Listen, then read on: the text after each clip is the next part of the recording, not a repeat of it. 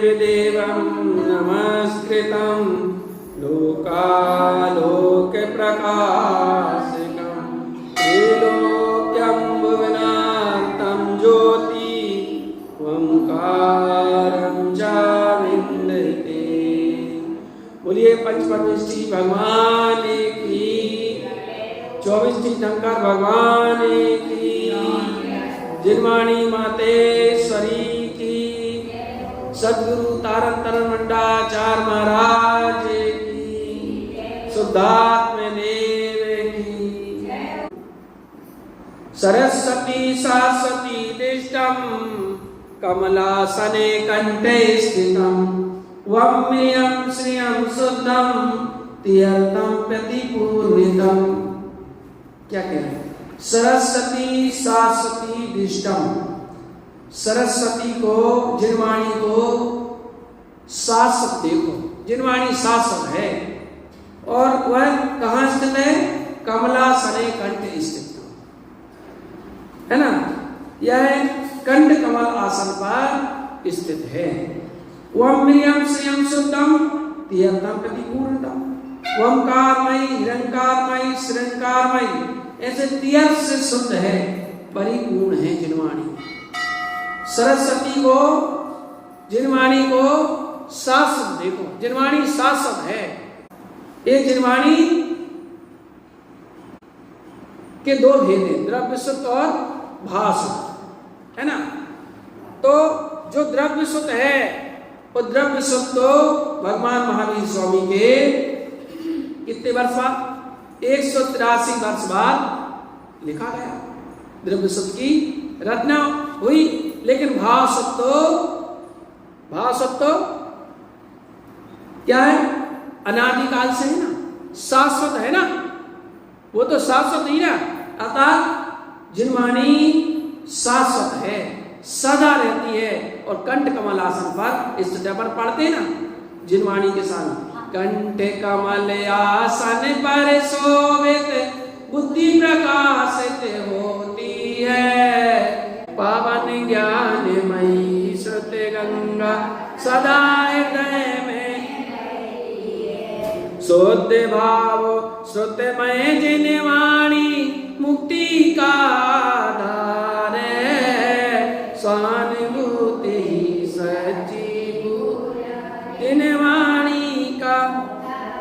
क्या कह रहे हैं भैया? बाह्य द्रव्य शुद्ध जिनवाणी, जो बाह्य द्रव्य मतलब शुद्ध जिनवाणी, जो द्रव्य शुद्ध है ना, वो बाह्य से जो कहते हैं ना द्रव्य शुद्ध, वो जिनवाणी कहलाती है व्यवहार से। लेकिन निश्चय से तो हमारी जागृत बुद्धि, सुबुद्धि है ना, वह जिनवाणी है। तो ये अगली गाथा क्या है? मुक्त कुज्ञानंती मुनिर्मुक्तम मिथ्या छाया न दिष्टते सर्वज्ञ मुखवाणी चा बुद्धि प्रकाश शाश्वती। ये कह रहे हैं कि यह कुज्ञानंती मुनिर्मुक्तम, जिनवाणी 3 प्रकार के कुज्ञान से रहित होती है।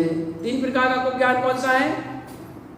3 प्रकार का कुज्ञान, कुमति, कुश्रोत और कुवति। ये 3 प्रकार के कुज्ञान से रहित है जिनवाणी। और मिथ्या छाया न दिष्टते, मिथ्यात्व की छाया भी इस पर नहीं, अगर जिनवाणी का जो आश्रय लेता है। मिथ्यात्व का नाम मात्र भी नहीं है जिनवाणी में, मिथ्या मान्यताओं का। मिथ्या छाया न दिष्टते, और हमारे मिथ्यात्व को भी क्षय करने वाली है। सर्वज्ञ मुखवाणी चा, इस सर्वज्ञ के मुख से निर्गत वाणी बुद्धि को प्रकाशित करने वाली है, हमारी बुद्धि को विकास करने वाली, प्रकाशित करने वाली है ये जिनवाणी।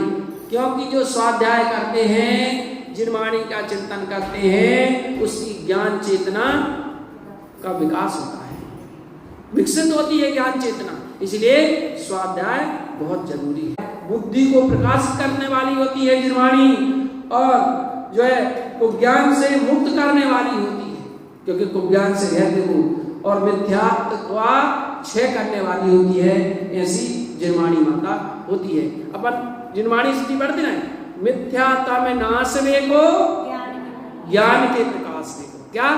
मिथ्यात्व का क्षय करने वाली है, नाश करने वाली है, और ज्ञान का प्रकाश करने वाली है ना। ज्ञान का प्रकाश करने वाली है। आपा पर भास्वे, आपा और पर, आत्मा और पर, क्या कह रहे हैं, आत्मा और पर को भास्वे को, यानी हमें आत्मा और पर का भेद विज्ञान कराने में कारण बनती है ना। और कैसी है, भानुसो बखानी है, कैसी है, सूर्य के समान है। सूर्य का उपमा दे दी, जैसे सूर्य होता है ना, जब प्रकाशित होता है तो स्वयं तो प्रकाशित है ही, सूर्य तो स्वयं प्रकाशित है ही, और प्रकाश होने पर वह जगत के अन्य पदार्थों को भी प्रकाशित करता है। ऐसी है जिनवाणी, 100 पर का प्रकाश कराने वाली है, 100 पर का ज्ञान कराने वाली है, ऐसी जिनवाणी माता है। और कह रहे हैं उसमें क्या है, अनुभव बताए वे को, जीव को जताए वे को, और काहू ना सताए वे को, भव्य और आनी है।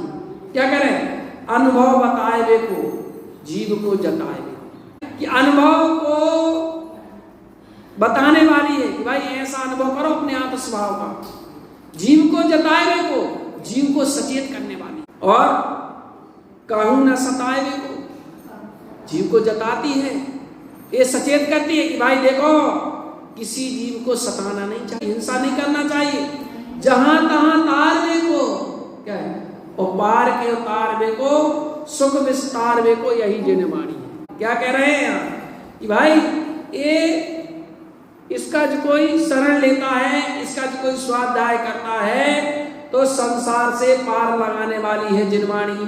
क्या, जहां तहां तार वे को, पार को तार वे को, सुख विस्तार वे को, यही जिनवाणी, और सुख को देने वाली है, दुखों का नाश करने वाली है, ऐसी जिनवाणी माता होती है। प्रमाणिक जिनवाणी है, जिन्हें भगवान के द्वारा कही हुई वाणी है, प्रमाण पुरुषों के द्वारा कही हुई वाणी प्रमाणिक वाणी होती है, उन जिन परमात्मा के द्वारा कही हुई वाणी है, ऐसी वाणी है। ऐसी वाणी का हम निरंतर स्वाध्याय करें, चिंतन करें, तो निश्चित रूप से हमारे जीवन से जो है पापों का क्षय होगा, कर्मों का क्षय होगा, और हम मोक्ष की प्राप्ति होगी।